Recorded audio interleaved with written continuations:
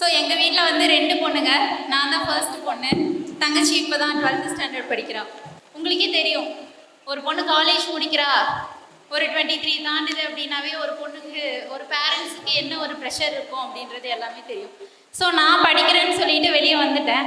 என்னை விட என் parents face பண்ணது தான் அதிகம். என்னை விட எல்லா கேள்விகளுக்கும் அவங்க தான் பதில் சொன்னது அதிகம். ஸோ அவங்க பேரண்ட்ஸ் இல்லாமல் நான் இந்த இடத்துல இப்போ இல்லை. ஸோ ஃபஸ்ட்டு வந்து என் பேரண்ட்ஸுக்கும் என் ஃபேமிலிக்கும் தேங்க்ஸ். செகண்டு கண்டிப்பாக நான் சொல்லணும் அப்படின்னா சுரேஷ் ஐஏஎஸ் அகாடமிக்கு தான்.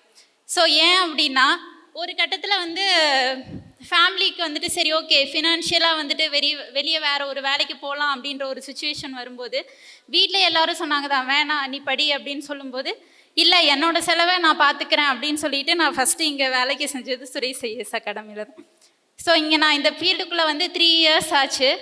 தூத்துக்குடியில் தான் ஜாயின் பண்ணேன். ஸோ மென்டராக இருந்திருக்கேன், ஸ்டாஃபாக இருந்திருக்கேன், நான் டீச்சிங் ஸ்டாஃபாக இருந்திருக்கேன். 1.5 இயர்ஸ் அங்கே தான் ஒர்க் பண்ணேன். அதுக்கப்புறம் வீட்டுக்கு வர வேண்டிய சுச்சுவேஷன், அங்கேருந்து இங்கே வந்தேன். வீட்டில் இருந்து தான் படிக்கலான்னு வந்தப்போ தான் கோயம்புத்தூரில் நியூ பிரான்ச் ஓப்பன் ஆயிருந்துச்சு. ஸோ வசந்த் அண்ணாவும் சுந்தர் அண்ணாவும் தான் கால் பண்ணி சரி இங்கே வந்து கிளாஸ் எடு, இங்கேருந்தே படி அப்படின்னு சொல்லிட்டு கூப்பிட்டாங்க. அப்படி தான் வந்து இங்கே ஜாயின் பண்ணேன் ஃபஸ்ட்டு. ஸோ ஃபஸ்ட்டு என்னோடய தேங்க்ஸ் வந்துட்டு இங்கே வசந்த் அண்ணாவுக்கும் அதே மாதிரி சுகேஷ் சாருக்கும் தான், சுரேஷ் ஐஏஎஸ் அகாடமியில். அதை தாண்டி எக்ஸாம் பாயிண்ட் ஆஃப் வியூலன்னு பார்க்கும்போது பேங்கிங் டீம், மதன் சார் ஆகட்டும் இல்லை பேங்கிங் டீம் ஆகட்டும், எல்லா எக்ஸாமுக்குமே அட்ஜஸ்ட் பண்ணி கிளாஸ் அட்ஜஸ்ட் பண்ணிக்கிறதாகட்டும், எல்லாமே அவங்க சப்போர்ட் பண்ணுறது இல்லாமல் இங்கே எந்த ஒரு அச்சீவ்மெண்ட்டுமே இந்த இடத்துல கிடையாது. ஸோ பேங்கிங் டீம் எல்லாருக்குமே ரொம்ப பெரிய தேங்க்ஸ். ஸோ கடைசியாக ஒரு விஷயம் எல்லாத்துக்குமே நான் சொல்லிக்க விரும்புகிறது என்னென்னா, ரொம்ப வருஷமாக நம்ம ப்ரிப்பேர் பண்ணிகிட்டு இருக்கோமே அப்படின்னு சொல்லிட்டு நிறைய பேர் இருப்பீங்க. நிறைய பேர் நம்மளை கேட்குறாங்க, இன்னுமா படிச்சுட்டு இருக்கீங்க, இல்லை பேசாமல் வேறு வேலை பார்க்கலாமா அப்படின்லாம் யோசிச்சுட்டு இருப்பீங்க.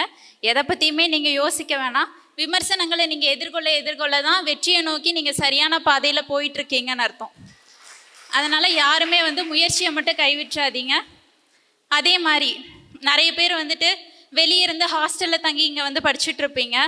ஸோ கம்ஃபர்ட்டான பிளேஸ் இல்லையே நமக்கு இங்கே அப்படின்னு நினைக்காம, கம்ஃபர்ட் பிளேஸை நீங்கள் தேடிக்காமல் இருக்கிற பிளேஸை கம்ஃபர்ட்டாக மாற்றிக்கிட்டு படிக்க ஸ்டார்ட் பண்ணுங்கள்.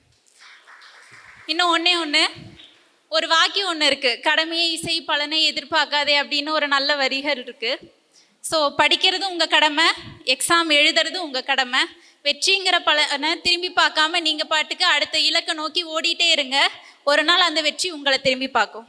Thank you so much. Suresh IAS academy, வெற்றியின் முகவரி.